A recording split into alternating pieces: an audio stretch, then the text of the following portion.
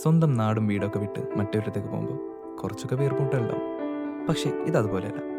ഞാൻ സ്വപ്നം കണ്ട കരിയറിലേക്ക് ഒരുപാട് പ്രതീക്ഷകളോടെ ഞാനിപ്പോൾ പോകുന്നിടം എനിക്ക് കുറച്ചധികം സ്പെഷ്യലാണ്.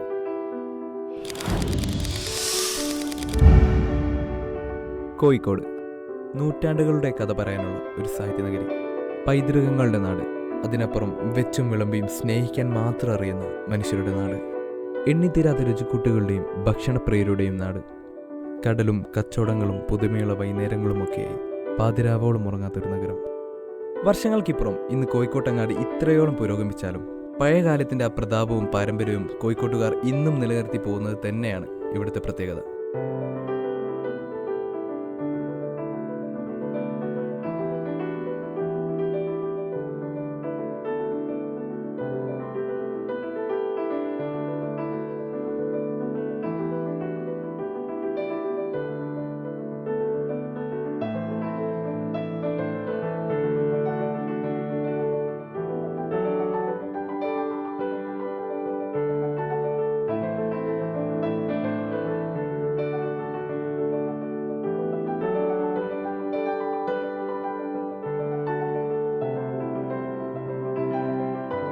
പക്ഷേ ഇതിനൊക്കെ അപ്പുറം ഇവിടെയാണ് ഞാൻ നേരത്തെ പറഞ്ഞ ആ പ്രതീക്ഷയുടെ തുടക്കം.